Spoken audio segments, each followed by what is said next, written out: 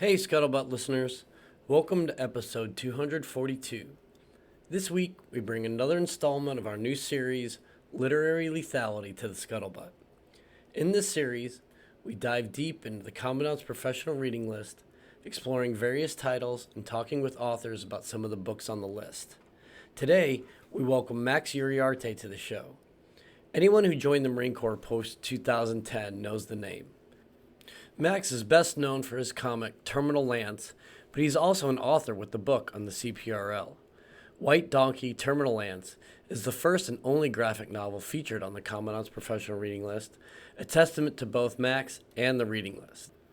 We talk about his service and his transition to becoming a professional artist, how Terminal Lance came to be, the genesis behind White Donkey, and his thoughts on having the first graphic novel on the CPRL. This is a conversation I've wanted to have since I first laughed my ass off reading 3 squares in the back of the Marine Corps Times. This is episode 242. Hey, Scuttlebutt listeners. Thank you for joining us and your continued support. I'm Vic. I'm here with Nancy. Hey, Vic. How you doing today? Pretty well. So, modern day Marine coming up. Yeah. Very exciting. We've been seeing a lot of each other. We don't normally see so much of each other, so we've been recording a lot of podcasts. So yeah. I'm not getting sick of you yet. Yeah, well, give it time. Give it time. Okay. Yeah, it's a slow burn. Same. Yeah. So how do you feel? How's things on your end?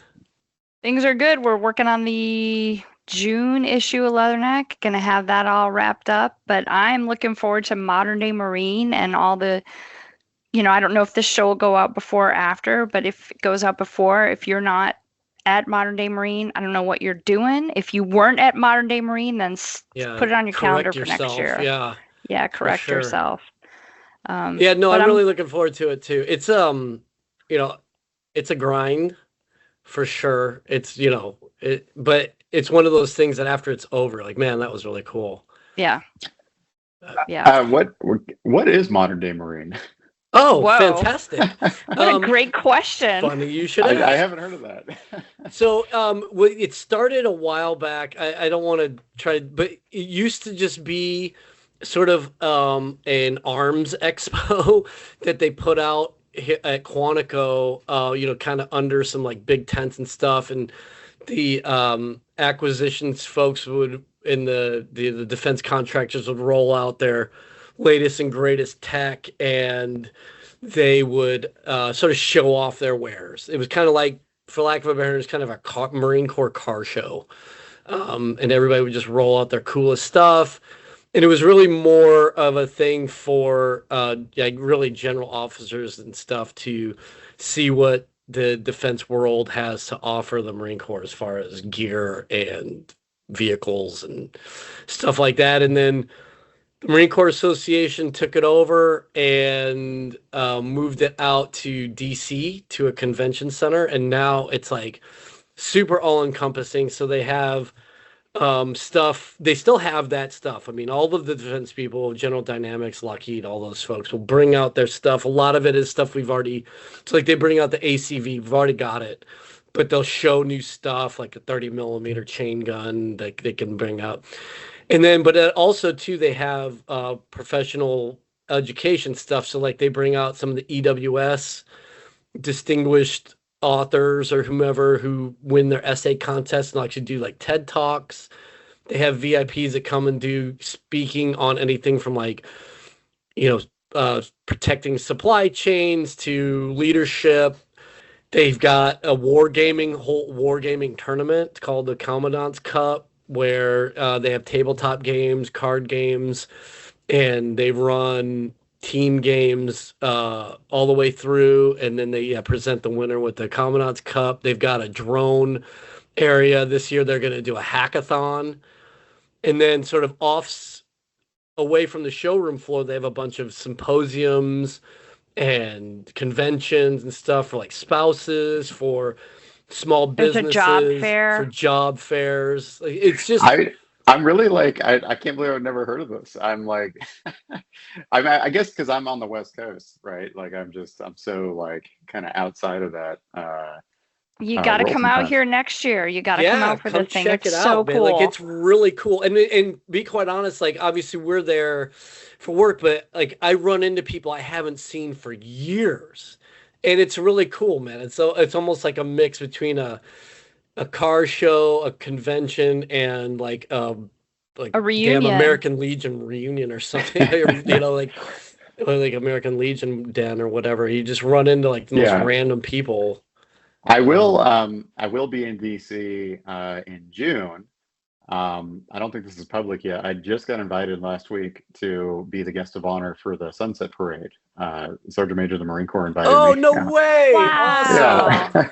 Dude, I'm gonna hit like so he friend of the show, Sergeant Major Carlos Ruiz. He's invited us a couple times, man. I'm gonna ping his handlers and see if I can't jump on that too. Yeah, come on out. It'll be fun. That'd be They said I so had, cool. I love Oh those yeah, my Legion parades, gosh. man. They're so great. That's they said I have amazing. 10 guest seats, and I'm just like, I don't know, 10 people in DC. I don't know. I gotta find Also, people that are gonna come this out. commemorates Scuttlebutt's first breaking news. Yeah, this is big. I don't know what to say right now. Yeah, Well, this for is all of this is our hot off the press. listeners, if all of our listeners who are just as excited about sunset parades and want to get even more excited about it in June, this episode we are so really I'm just like I was talking before we started recording. I'm really ready to start geeking out here.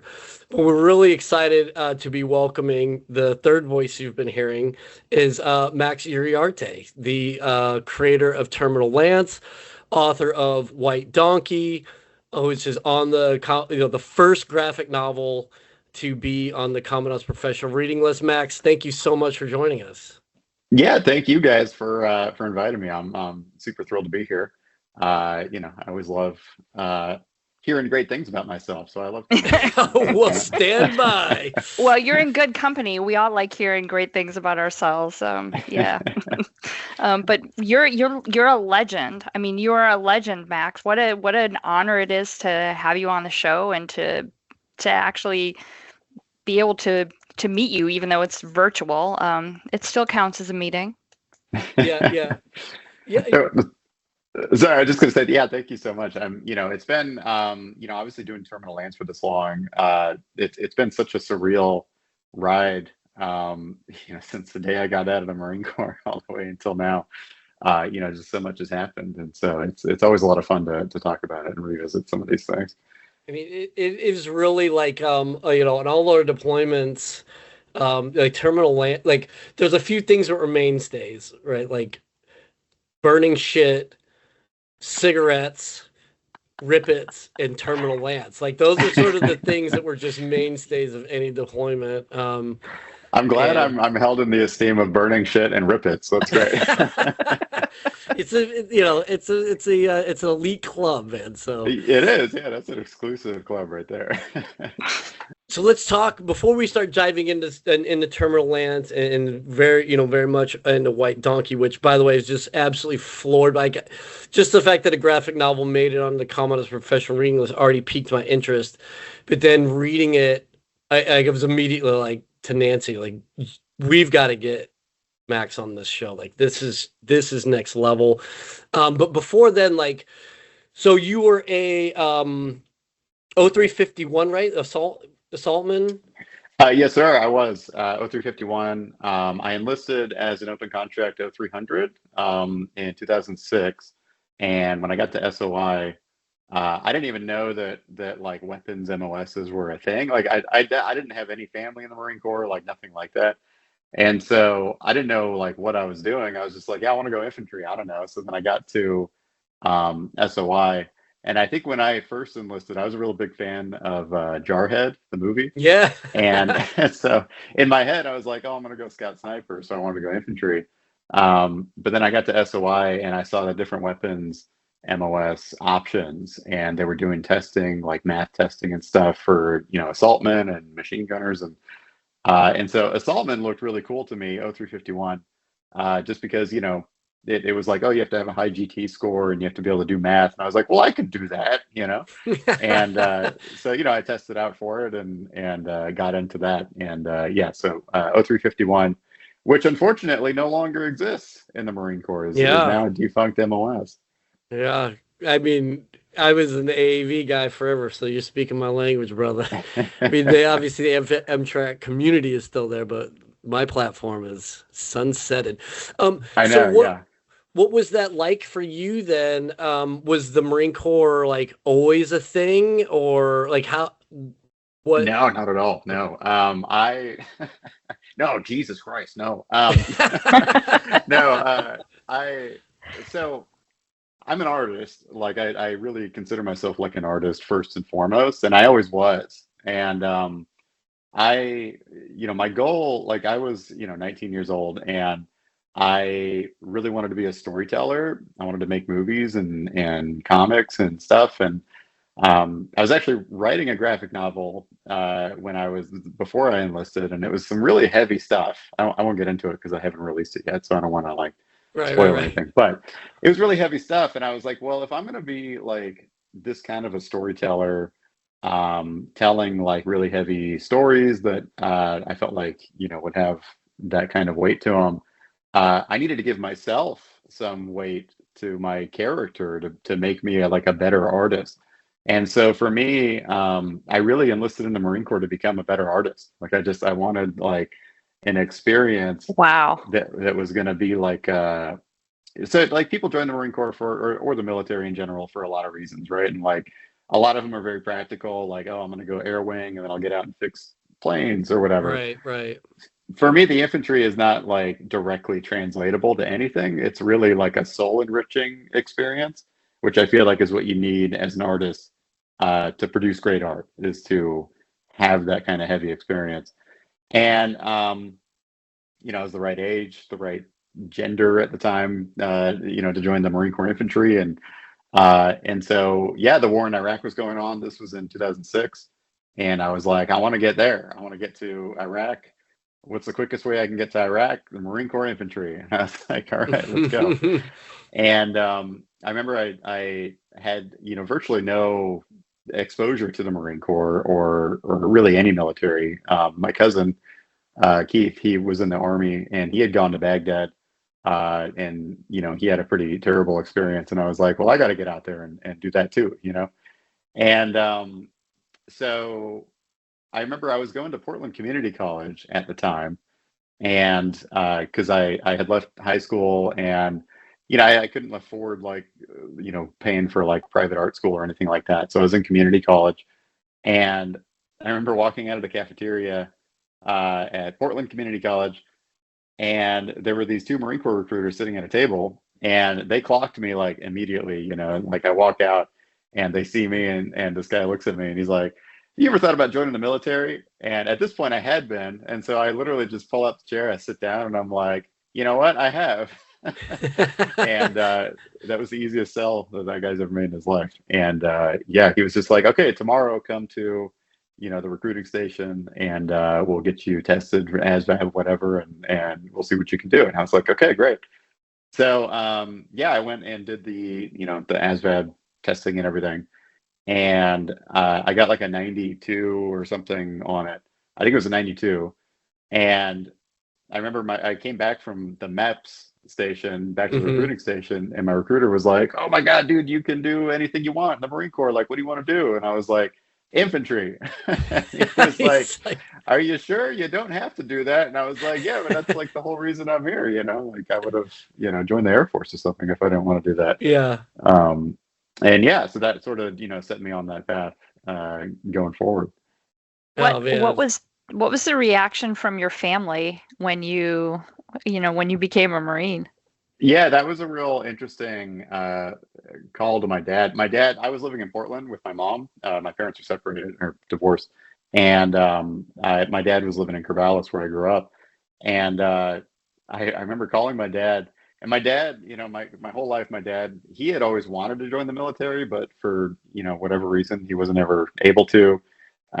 Kids and everything, and so I remember like I thought that he would be like so proud and so gung ho about it and whatever. But he knew me. He knew I was an artist, right? And he knew like my personality. And So I remember calling him and being like, "Dad, guess what? I joined the Marine Corps. I'm going to be a Marine." And he really was not excited. He was like, the only words out of his mouth were, he was like, "Are you sure that's what you want to do?" And I was like, "Yeah, I thought you'd be really happy about it." And he's like, "Okay, if that's what you really feel like that's what you want to do."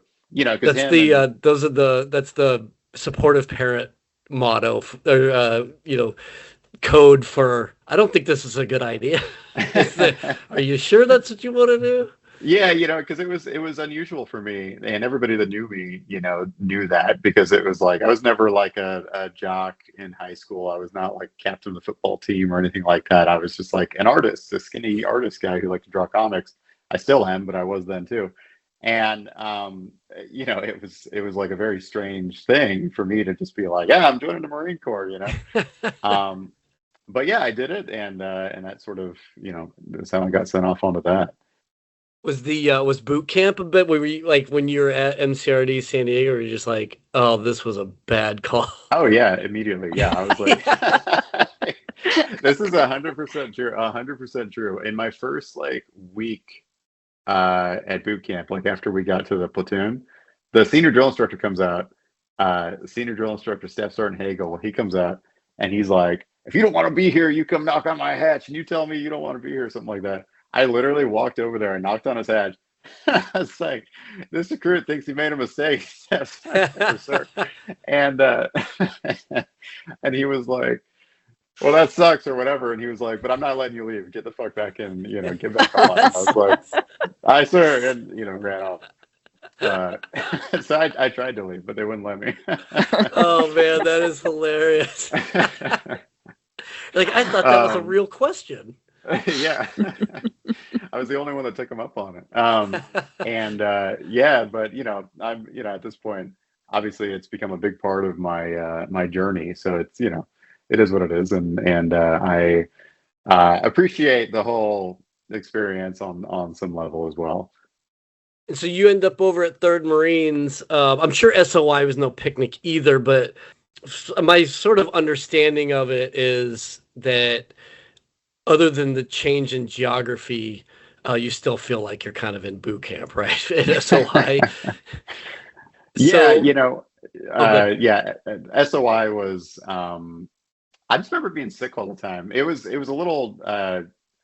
It actually wasn't that bad for me, because my girlfriend at the time was living in LA, and Oh. so I was able to, like, I had convinced my instructors to let me sign out with her as like my Liberty partner or something. So I was like, "Hey, I got this girl. She lives in LA. And so every weekend I was literally just like driving to LA and coming back on Mondays. So it was like really not that bad at SOI.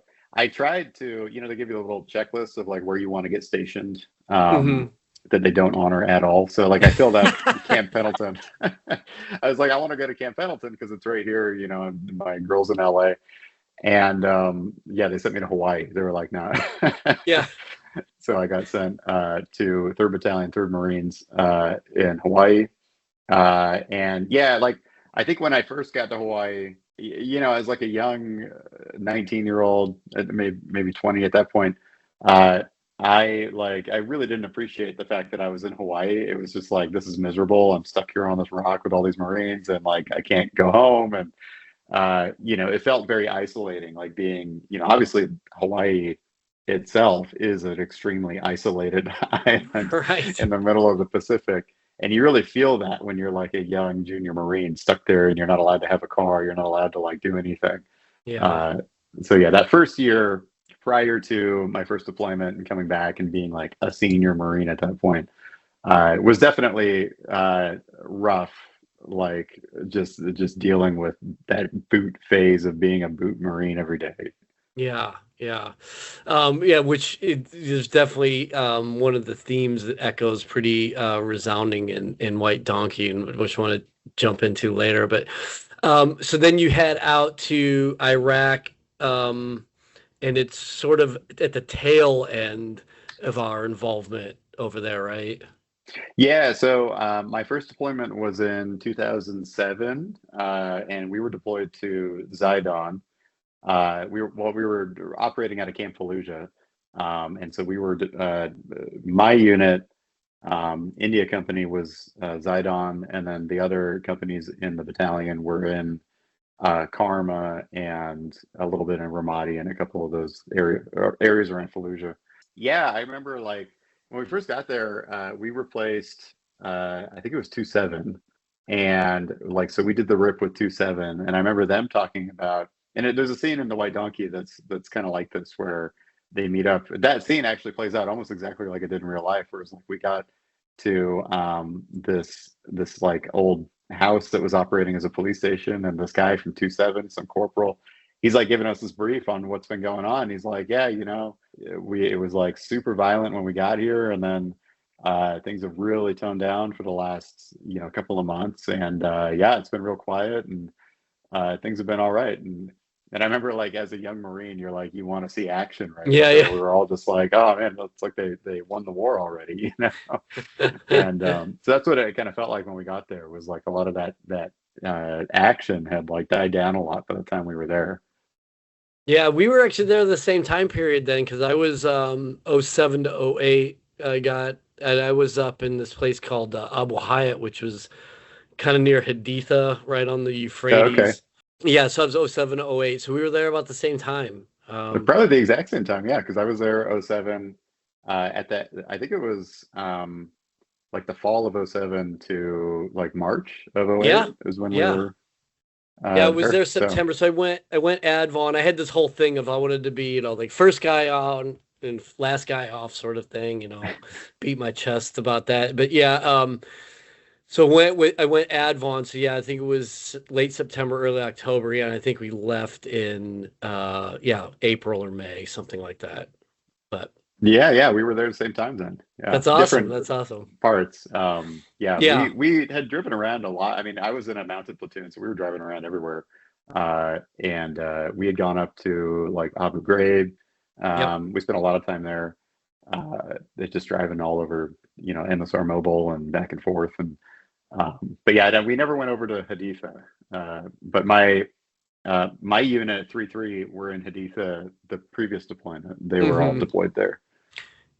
Yeah, I had a few of my Marines had gone over with 1-3 as the Amtrak support guys with them, and so yeah, well, that's really cool. So then you then start to make your transition, right? Are you like checked out, or were you considering re-enlisting, or what was sort of the transition for you, or how did that start to metastasize? I think that like the second I got to boot camp, I was counting down the days till that 4-year mark was like up. It was like that moment of the drill instructor telling me, "No, you got to stay." I was like, "Okay, well, I guess the clock starts now," So yeah, I never even considered re-enlisting. It was just like, no, I'm out. Like once this is done, I'm out. And it was I think that like after yeah, definitely after my first deployment, I was like real salty, and I just was like had really embraced this like terminal lance kind of mindset. Mm-hmm. It didn't help that the 0351 MOS was like impossible to pick up corporal. Like the cutting score was always, like 1775 just to fuck with you, and it was Yeah, like yeah. just impossible to hit that, and so without any NJPs, without any page 11s to my record, I did not pick up corporal before I got out, because the cutting score was so high, and for no other reason but that. And like I was running a first class BFT with an expert rifle score, and like it just didn't matter. It was like Yeah. it was just so high. So I got that green weenie treatment on the promotion there. And yeah, I think that like with that said though, I mean I was considered a good Marine though. Like even though I was like I knew I wasn't going to stay in, I'm still confident, like I was Right. squad leader, and I was doing my job that I needed to do. But yeah, I think for me, I knew I was going to get out, and with the GI Bill, like so that I had enlisted with under the Montgomery GI Bill, so it was Mm. like you had to pay into it and everything. But then, like, I think it was in 2007 or 2008, like right after I enlisted, they passed the post 9/11 GI Bill, and it was just like so good that Yeah. it was like there's literally no reason to stay in. Like the new GI Bill is so good that you just get out and you get paid to go to school, and it's amazing. And so that was the plan. Yeah, it was just like, yeah, I'm gonna get out and go to art school, and that was it. And so art school was always the thing that you were going to do now that you could afford it, essentially. Yeah, basically. And so I had originally wanted to go. Well, I had always wanted to go to animation school because for me, like I always wanted to be an animation filmmaker. You know, it was one of those things where like it was like you can make movies and draw at the same time. Oh my God, this is like this Yeah. incredible epiphany that I had. And so, you know, I was like, for me, the path was always going toward animation. And like, even like when I was a kid, Jurassic Park, you know, like that set me on a path. Watching Jurassic Park basically ruined my life because after I saw that movie at like 7 years old or whatever, and the behind the scenes of, you know, the movie magic with James Earl Jones telling you how they made it and everything, I was Yeah, like, yeah. I had to make movies. I had to like go and do computer animation, and that was like, you know, what I always wanted to do. Uh, so yeah, when I got out, I applied to a couple of different schools, and I ended up going to actually here in the Bay Area. I just moved back here, but the California College of Arts in San Francisco. And funny enough, I actually had gotten into that school. I started as an illustration major because at that point I was already doing Terminal Lance, and I was obviously having a lot of success with it. So I was like, yeah, comics. I'm doing comics, and so I started as an illustration major. But then I saw they had just started the animation program, which did not exist like prior to that. And I met a friend, and she was in the animation program, and I just thought that was like the coolest thing ever. So I was like, yeah, I'm going to switch majors over to animation. So yeah, That's really cool. And you have your MFA now, right? I You do. finished. Yeah. So I literally just got my MFA from UCLA, and I Congratulations. Yeah, that's thank awesome. you. Yeah, at the technically an MFA in film, it's all under the film school at UCLA, the animation program. And obviously, it was super weird being like going there as like the older guy, but you Dude, know, tell for me about me, it. I was retired when I started my program, and so yeah, it was in yeah, my it's like yeah, obviously I'm like the old man in the class, right? But We call yeah, them non-traditional students. yeah, right, right. Why did Yeah, everybody so keep calling me grandpa then? this the program, so I was like obviously I had, you know, this is pretty recent, and I had done you know, I'd become an author and like had all this success, and I had a kid in 21, and I had just sold a TV show when he was born, and the TV show ended up getting canceled, which was really frustrating. And so we put all this work into it for months. None of this has been really public, but it doesn't really matter at this point. The show's canceled. Breaking news But yet again. the show got canceled, and I was left like, you know, I got paid for the show, you know, but it was like, you know, I felt really like it was like getting just rug pulled, like, you know, But to you say spend that's got to be months really and heartbreaking. oh yeah, it was. And you know, my kid was like 6 months old at the time. And so I was like, you know what, I'm just gonna take some time off and just take care of the kid. And plus this was during COVID, Oh, and there were no, like, this was in 2021, right? So this was like hmm. right in the middle of COVID. There were no daycares or anything. And so it was like, I guess I'm just staying at home dad for a little bit, right? So I did that for a bit, and then coming out of it, obviously I was still working on Terminal Lance and doing stuff like that, you know. But coming out of that, I was like, I had always told myself I was gonna get my master's degree, but I just, you know, I'd done so much, you know, career wise that I just had never had time to, and it just Yeah. didn't happen. But I had all this GI Bill left over. It was like because I had finished my bachelor's degree early, so I had literally 2 years of GI Bill left over in my account. It was like, yeah, you got to use it or it's going to go away, because it was Yep. like before the forever 9/11 GI Bill had gotten passed. So it was like it's going to expire if I don't use it in, I think it was 15 years or something. So I was like, well, I may as well go get my master's degree because it'll be free, you know. Hmm. And yeah, so then I was just, looking around at programs, and UCLA. I happen to live in Brentwood, which is like right next I to know UCLA. Brentwood. Yeah. Yeah, and so it was, 5 minutes away from me, and so it was just kind of a perfect place. And so yeah, it was like, I'm going to use the rest of my GI Bill and go get my master's degree because why not? Yeah, that's awesome. Yeah, that reminds me a lot when I was same thing. So I went to do my MFA in 2018, and then COVID hit like halfway through. It was a 3-year program. Like you said, all of the everything kind of shut down. But even before that, because my kids were still very young, I was taking them to daycare or pre-K and thinking, oh, I have like 4 hours or whatever, to do all my writing and work on. And that 4 hours just fly by. And then there Oh would yeah, always be yeah. something on campus that I'd do. So I would like be there with like double strollers, wheeling them into like the school library. Everybody's looking at me like, who is this? Like, what are those things that person's carrying?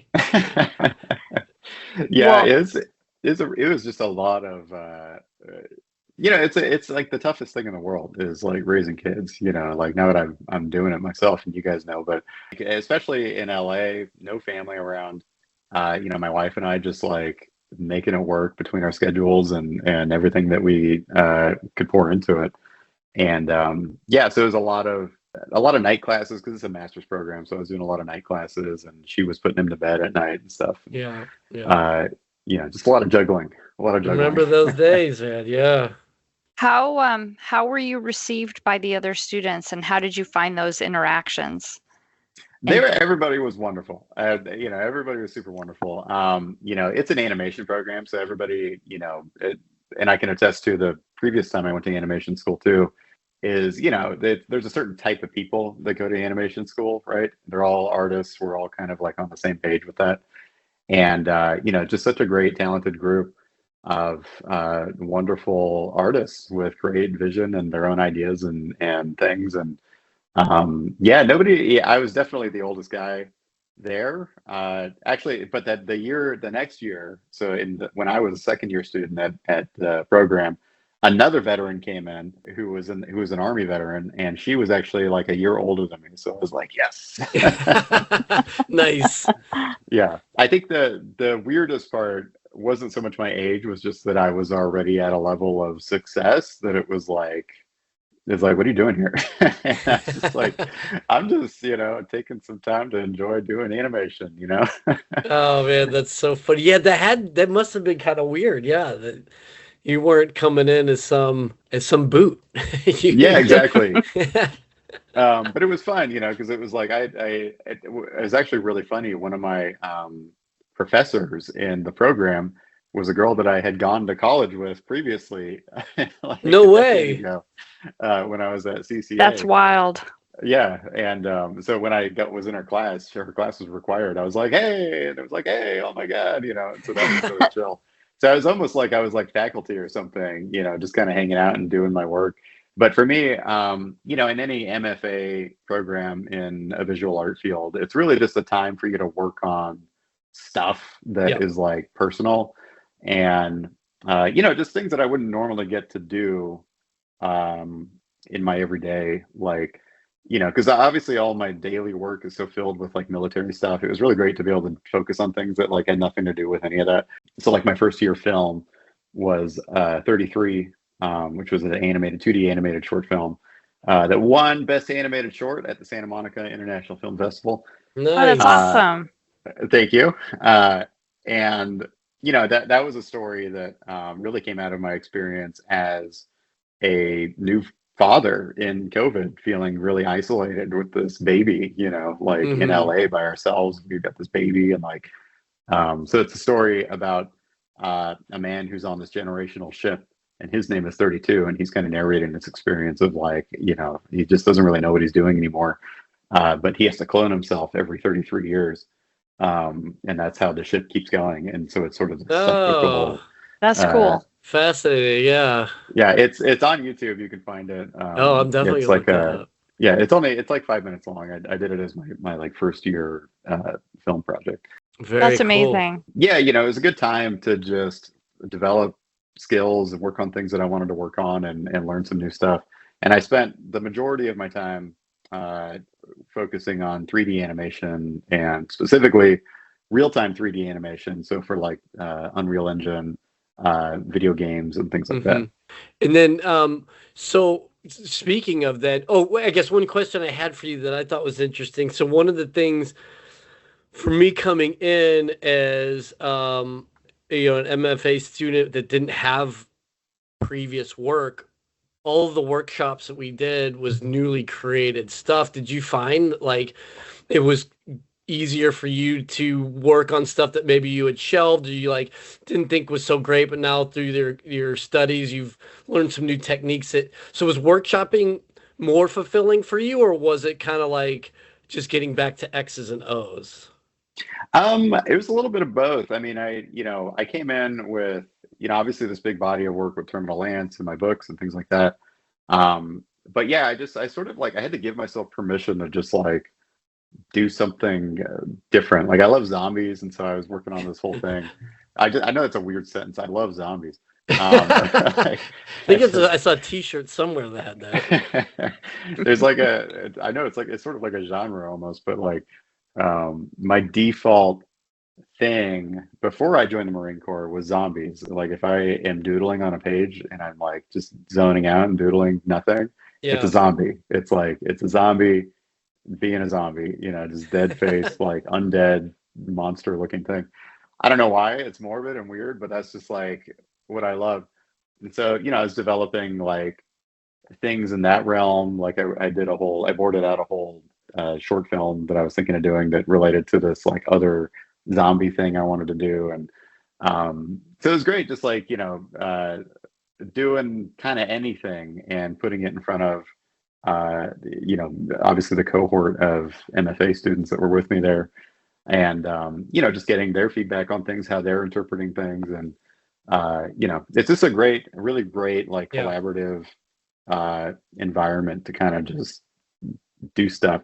And this is like, I always tell Marines that are getting out that that's exactly what the GI Bill is like, right? It's like, whether you go to art school or not, no matter what you do, I think a lot of people have trouble with that transition from Yeah. military service For sure. into being a civilian, right?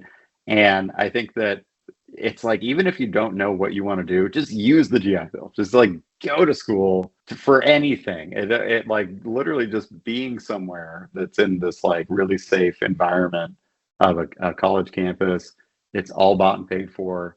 You're just interacting with people and having fun and learning how to be yourself again and like decompressing And all that finding a stuff. community too, because that's the big thing that we lose when we get our DD 214 is we're immediately like you're out of the gun club, right?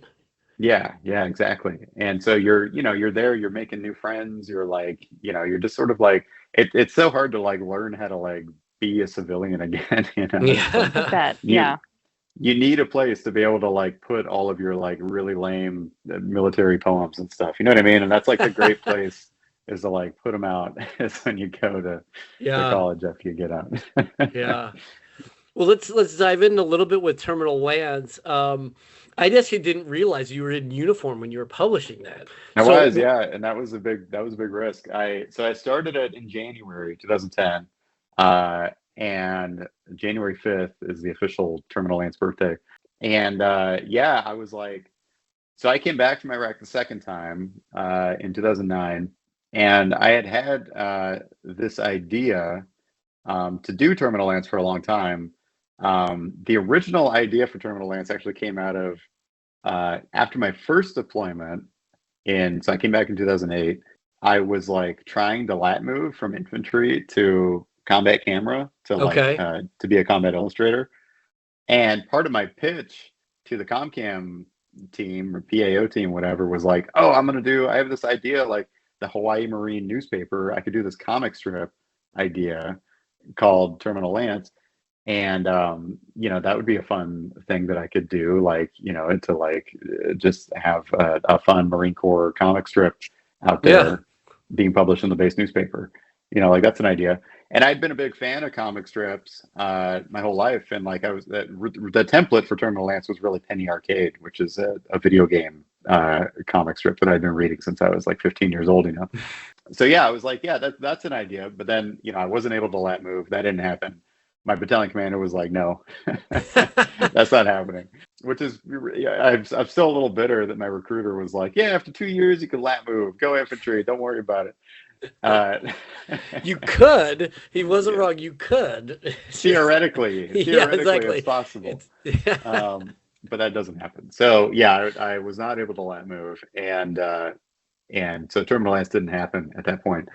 So fast forward to I come back from Iraq the second time. I still had this idea. I was like, oh, I do think this would be a fun thing to do. Obviously, no one's going to help me do it though, so I'm just going to like stay up late, Google my way through building a website, and because I had no idea how to do any of that. And that was like the really early days of WordPress and social media. And so yeah, I built the website by myself, just staying up late, Googling. That's amazing. The WordPress site, Yeah, that became like a thing that I got really into, just staying up late, learning things on Google. And I actually started when I was in Ramadi during my second deployment. I didn't get the lat move to combat camera, but I had been moved over to the S3 to serve as a combat photographer with my battalion. So it was like I got like a billet change because my battalion commander, this is a long story. I'm like getting into the weeds here, but we had in between my first and second deployment, we got a new battalion commander, and so the new one, Lieutenant Colonel Goff, he knew that I had tried to lat move and wasn't able to, but because I had designed the cruise book, he like knew who I was, right? He was like, he just came up to me one day, we were in 29 Palms, and he's like, hey, I heard you were trying to lat move. And I was like, oh, yes, sir. Which is weird, the battalion commander coming up to a Lance Corporal, right? But I was like, hey, you disloyal motherfucker. And he was like, well, hey, look, you can't lat move, but would you like to serve with the S3 as a combat photographer? And I was like, of course, that'd be really cool. And so I did, and that's exactly what happened in my second deployment. Is I got moved into the S3 shop and got to work with the combat photographers that were attached to us. I remember, so they gave me a camera, right? They gave me a Canon 1D. Never used a DSLR in my life. So I remember when I got sent on this mission to Ramadi, that was like, we were operating out of Ramadi to do a body recovery mission, and we had to keep a night schedule, and we didn't know when we were going to go out. It was like, everybody just keep a night schedule, and we're going to go out. We're having all these sandstorms, so we can't go out. So just, stand by to stand by. And so this went on for like 2 weeks. So I was like stuck in Ramadi for like 2 weeks, staying up all night. And so I would just go to the MWR in the middle of the night, wearing my Crocs and stuff. Just like, I would just like start Googling, how does a DSLR work? Like, what does it do? And that's like, how I taught myself photography. That's amazing. And so, yeah, and that sort of, took me into Terminal Lance and building my own site. And then, I launched it. And it was a big risk, right? Because it was like this really sardonic, like, avant-garde kind of project that nobody was really, making fun of the Marine Corps in the way that I was, using the language I was. And, but to me, that was like the authentic Marine Corps experience, and so I was just trying to capture that and put it out there. And I remember like, when it first came out, I literally had printed out business cards, and because I was working in the ComCam shop, I got fapped over there to work in the ComCam shop after my second deployment.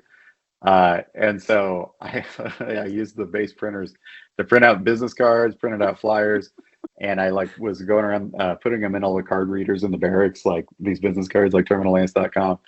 And it was really guerrilla marketing campaign. That's awesome. Yeah, I love that. That's really great. And I think, what separated me from others too was that I put my name on every comic strip from day one. It was like, this is me, it's mine. I put it out there, and I wasn't afraid of it. Of course, I remember the day that the Marine Corps Times ran a story on Terminal Lance. This is like maybe 3 or 4 months after the whole thing came out. So they picked it up. They were like, oh, there's this comic strip going around, and people are reading it, and people are having a lot of fun with it.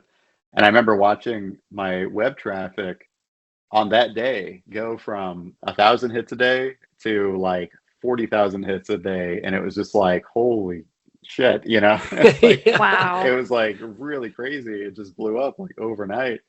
And I remember getting a phone call that morning, and I was fapped over to the Comcam shop at this point. And so I get a phone call from my old company XO though, at India Company 33.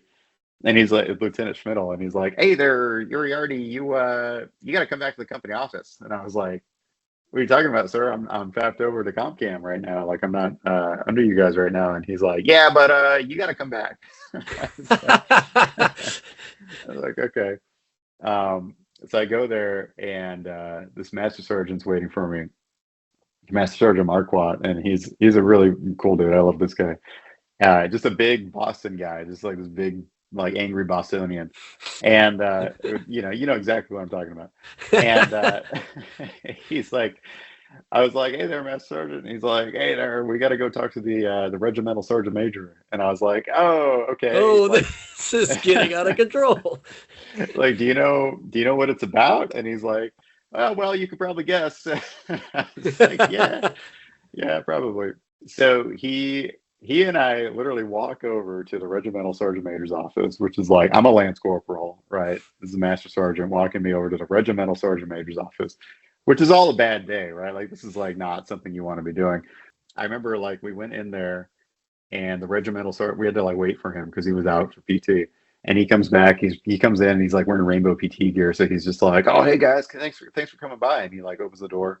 And we go into his office, and he's got this like giant huge office with this Yep. EGA on the ground, and I'm like, "Oh my god, this is like not a good place to be as a lance corporal. This is like enemy territory right here. It's not good."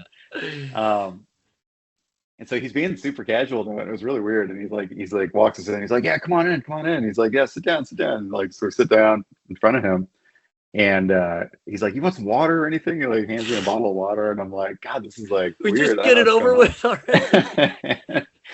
And he's like, "Hey, look, so obviously we saw this terminal lance thing you're doing, and it's really funny, but we just want to make sure that you're not breaking any Marine Corps orders or anything. So we want you to go talk to the base JAG and just have a sit down with them, counseling, make sure you're not breaking any Marine Corps orders or laws or anything." And I was like, "Okay, is that it?" And he's like, "Oh, and one more thing.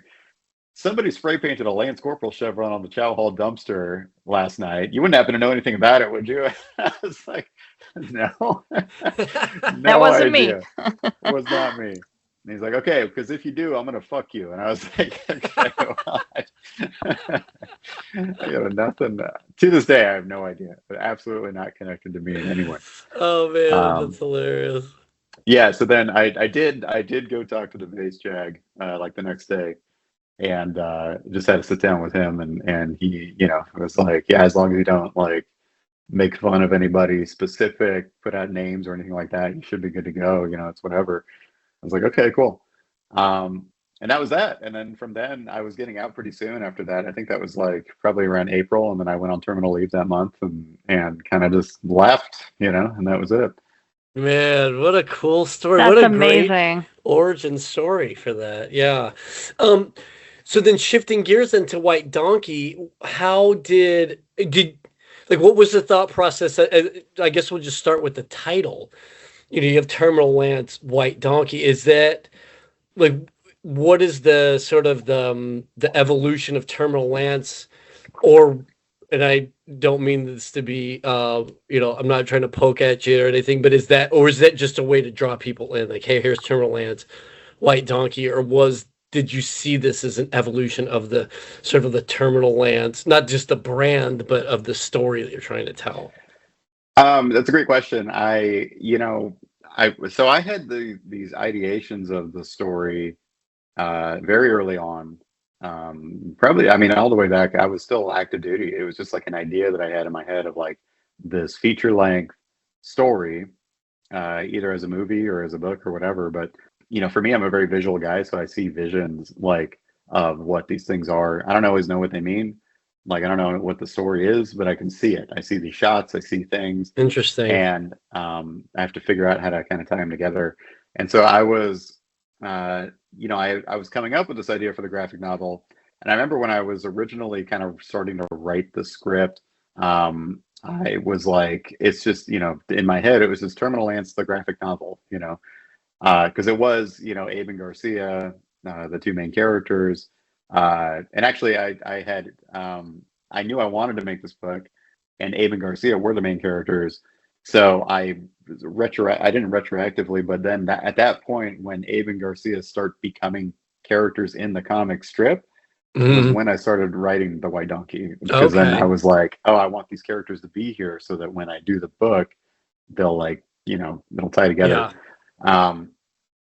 So yeah, it was just Terminal Ants, the graphic novel, and then when I was writing it and the White Donkey came up, I started realizing the White Donkey was kind of like the most important part of the entire thing. Like it was just like this thing that I kept coming back to, and it sort of became the foundational theme of the entire story. That whole situation with the White Donkey, the way they run into it when they find it out on the road and it's walking with the patrol. Yeah. That happened in real life. I mean, that was basically the exact scene that happened in real life. It was like one of my first patrols outside the wire when we first got there in 2007, and I was like scared, like sure. They they in training, right? Like you go to Mojave Viper, you do the IED course and everything, and like they tell you, oh, look out for trash on the road, look out for anything suspicious, look out for dirt, look out for craters. But they don't tell you when you get there that it's a war-torn country, and it's the a whole country road full is of dirt covered, and trailers and trash. It's like trash and dirt and everything everywhere all the time. And so I'm looking out the window like, oh my God, I'm gonna die out here. Like this was so dumb. Like, what am I doing? I'm freaking out. And I just remember the convoy stopping, and I was in Vic 2 at the time, and I hear my platoon commander get on the hook, and he's like, hey, Vic 1, this is Vic 2, why did we stop? And I hear Vic 1 radio back, there's a donkey in the road. And we're all just like, what does that mean? And so it's a code for something. And as dismounts, you have to get out. And so I'm in the back seat of the dismount at this point. And so I got out, and I could see the donkey in front of the convoy. And I remember it, walking not across the road, not standing still, but it was walking in the same direction we were going, like it was leading us. In real life, the donkey just, it walked along for like 20 yards, and we managed to shoo it off the side of the road and continued on our way, But that image of the White Donkey leading our convoy, there was something about that, just like the 5 vehicles armed to the teeth with every weapon that the United States military can give us, with the power and might of the most powerful military on the world, brought to a halt by this benign animal, the white donkey. It really just became this foundational centerpiece of the book. And I came to a point when I was writing it, I was like, I have to call this book The White Donkey. Like it has to be, because it is the most important part of the book. And narratively, it's not, though, because like the narrative plays out whether you have the White Donkey there or not. But thematically, it became the most important part of the book. So I was like, I'm just going to call the book The White Donkey. Yeah, that's so good. They can't stop me. But the way that you tie it in, though, is so well done, because, like you said, even though it's not the centerpiece, it is something that is looming, and it's doing it in a way that isn't so.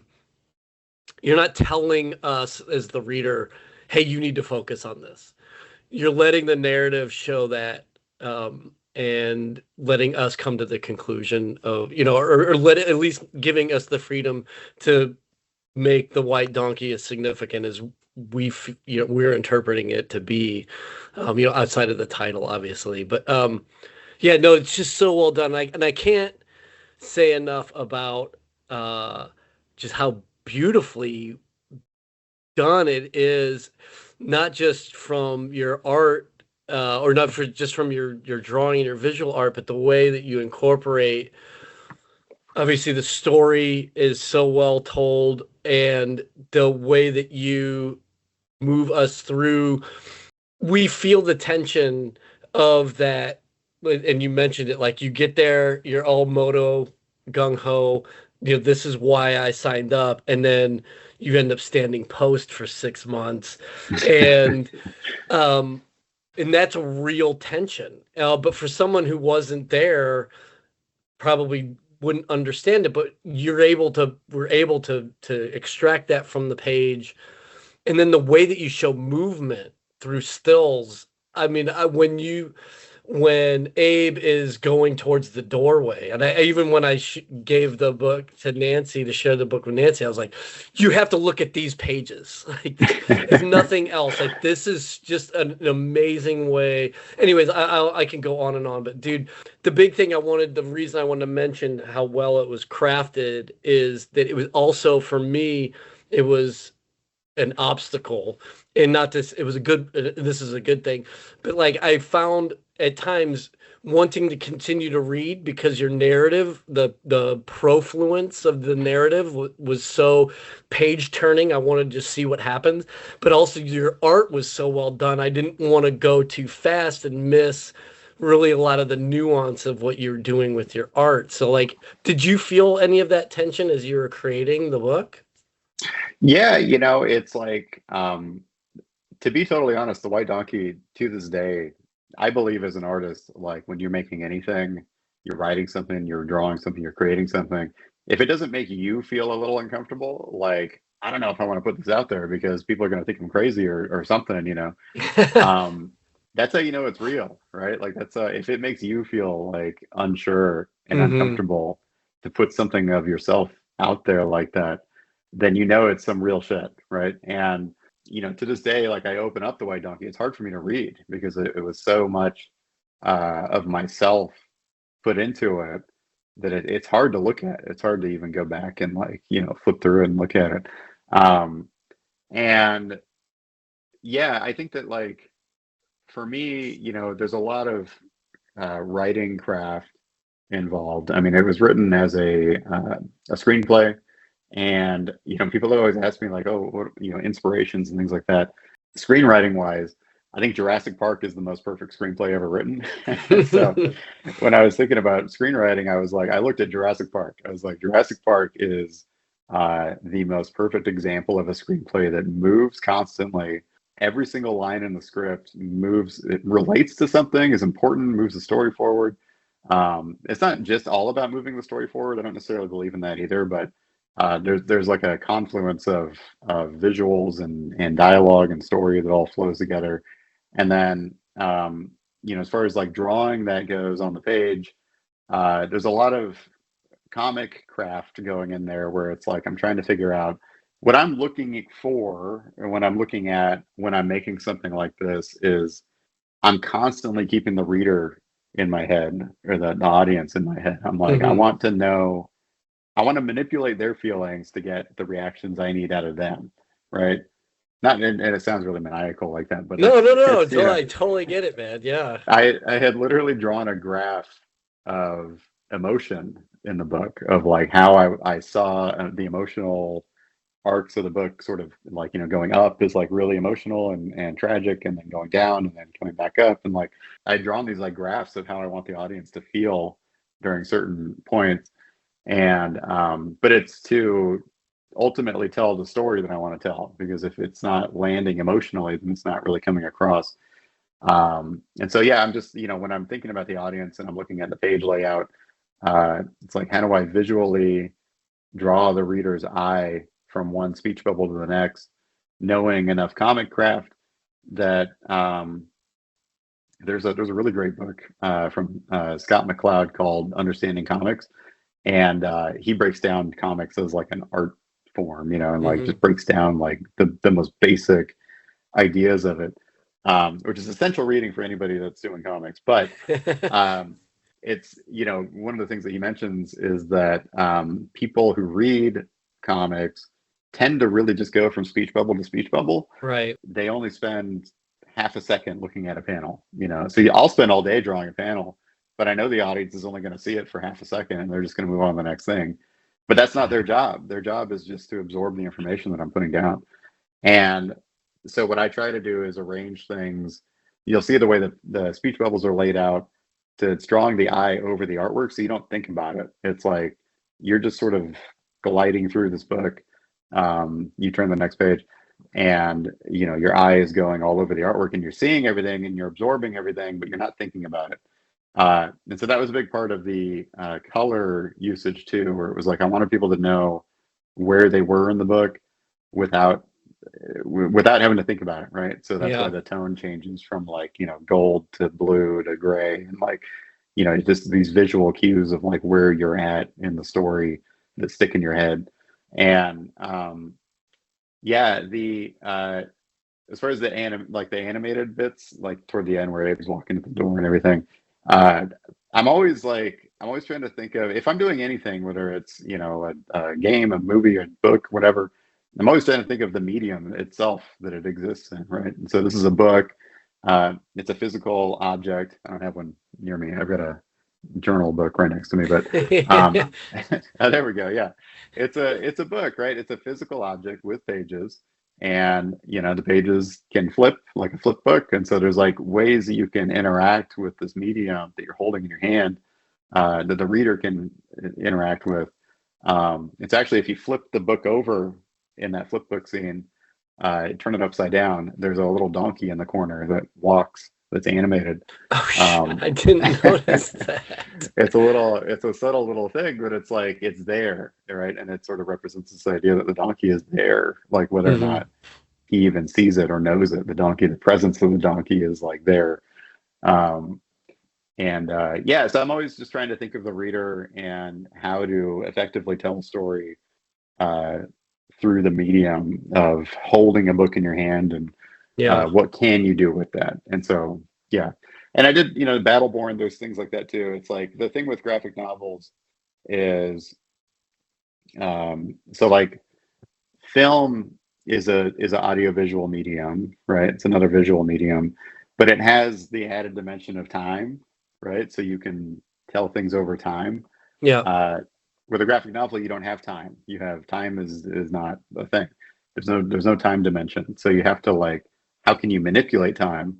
By forcing the reader to turn the page a bunch of times or something. Like, there's like things you can do to kind of compensate or get ideas across in fun ways that are interesting.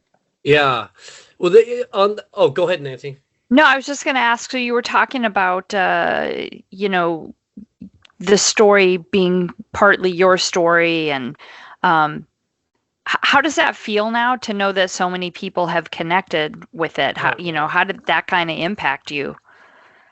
It's amazing, honestly. Like, that was, how, when I learned that it was on the Commandant's reading list and everything, like that was, a really great moment for me, because it's like, and I get emails, even to this day, I still get emails and messages that are just like, this book was amazing. It really changed my life, or it impacted me in this way. I just read this, and, I saw myself in it. And like, and that's the thing, you put something of yourself out there that's so vulnerable that other people can see it. And when it's real, like they'll see themselves in it, and it can impact them.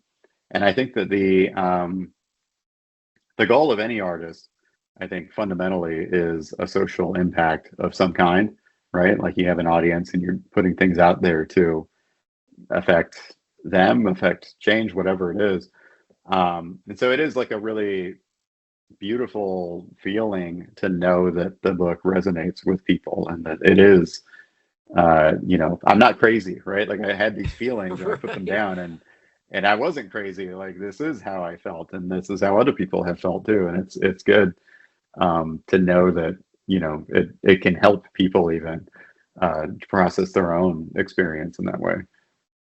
And it is definitely, like I said, I think that in so many ways you're tapping into that community that we had mentioned that you lose when you exit the gate for the last time. But the way that your narrative has approached, or the way that your narrative has sort of allowed you to be vulnerable, you've opened it back up to those that you may have, quote unquote, lost by leaving the core. But you've also welcomed in a whole nother community that will appreciate it on a level that's probably very different than maybe even what you intended, right? Yeah, absolutely. And that's getting out of the marine. I mean, I've been out for a while now, but it's always like it is a beautiful feeling to know that you are reaching so many people, and that's part of the reason that I love uh, Terminal Lance too, right? Is like that community got built around Terminal Lance. Is like Yeah. um, even to this day, 15 years later, 16 years later, uh, that feeling. My favorite part of Terminal Lance, and it always has been, is when I put up a new comic. Uh, that moment I hit publish, and then I sit there and I just watch comments roll in. Um, and it's just so fun. It's so fun to sit there and watch like all the comments roll in and people laughing at it and telling their own stories about Hmm. something that happened to them that was very similar. Like that to me is the most fun part of doing Terminal Lance, is that community interaction that you have with the audience that has been built and loves what you're doing. And so that's a really beautiful feeling for me. That is beautiful, man. That's awesome. That's so great. Well, Max, man, I really appreciate you taking the time from your day to sit with this. I did want to just pick your brain a little bit, sort of as we were talking about form and just sort of, continuing to look behind the curtain on your sort of process. Um, One of my favorite characters, I grew up with comics. One of my favorite characters is Captain America for sure. When Ta-Nehisi Coates took over as the writer, I was like, oh man, this is gonna be awesome.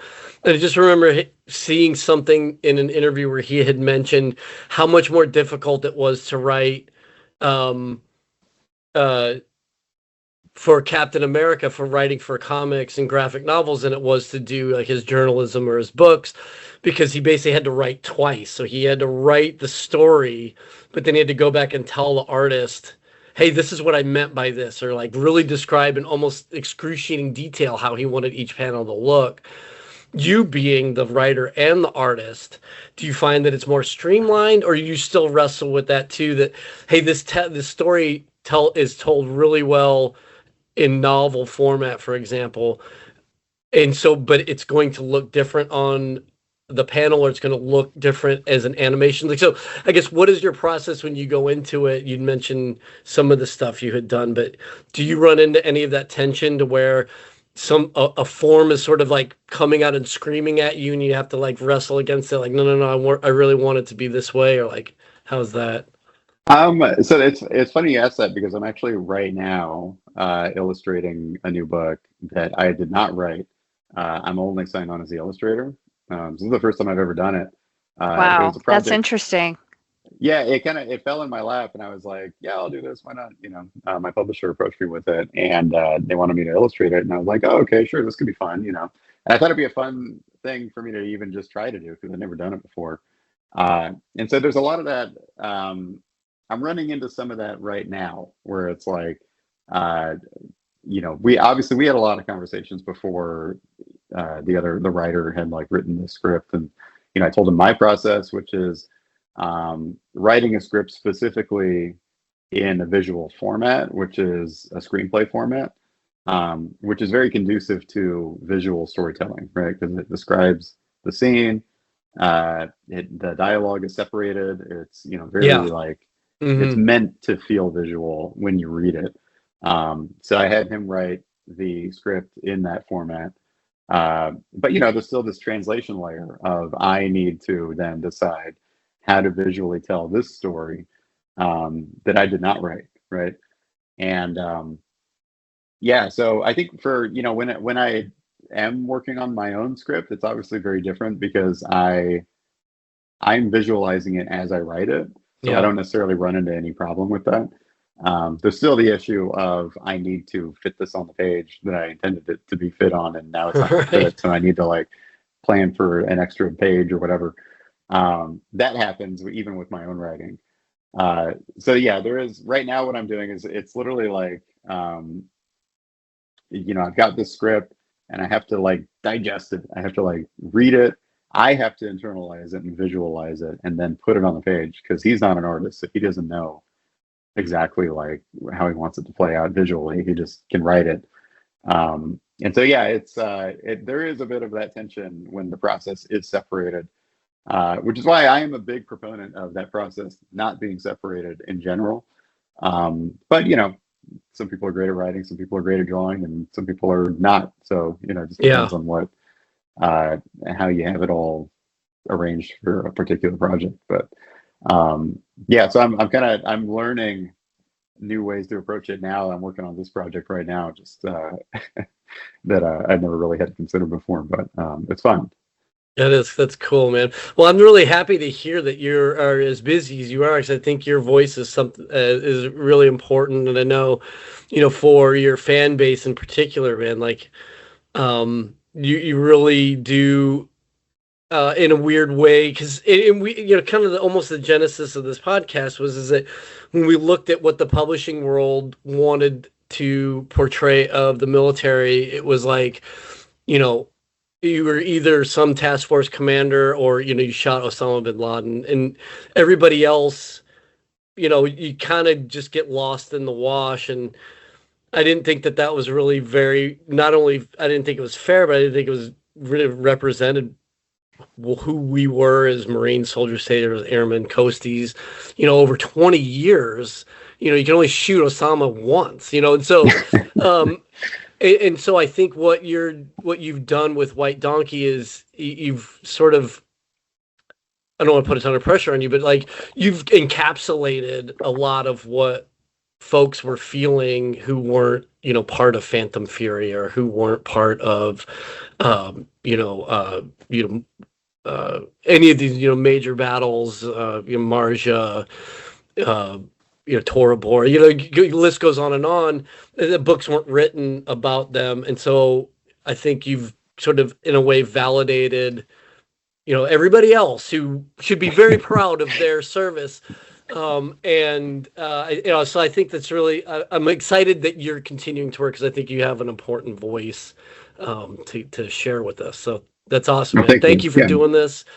I'm really excited that you made the Conrad's professional reading list. I was really stoked on it. But yeah, I don't know. Nancy's got the kicker question for you. Yeah. I want to make sure you didn't. This is my favorite. This is my trademark question. So what was your best day in the Marine Corps? And saying getting a DD-214 is an okay answer. Yeah, we've heard that. It's okay to say that. Yeah, God, that's a hard question. My best day in the Marine Corps. I don't know if I have an answer to that. There were no good days. No. No, I don't know. I think that my best day is anytime you're like out on a field op for like 4 or 5 days, whatever, and then you get on that air-conditioned bus, that ride back.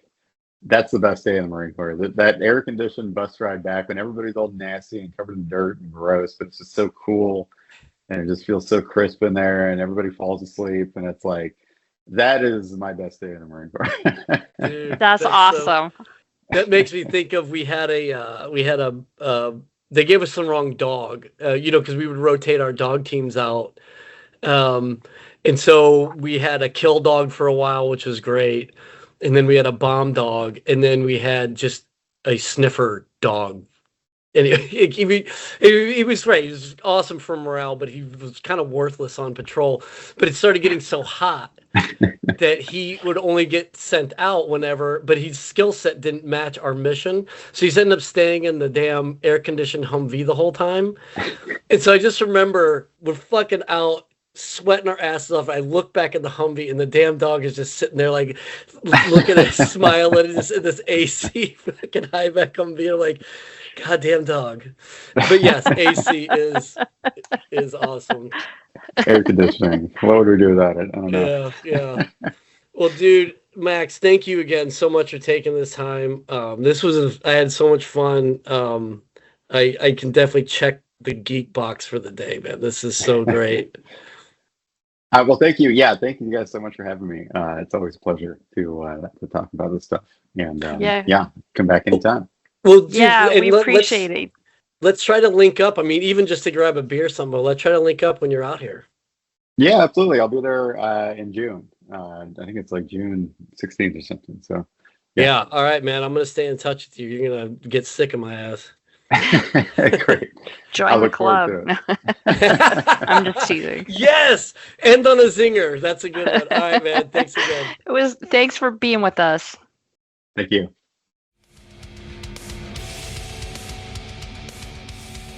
Scuttlebutt is a production of the Marine Corps Association.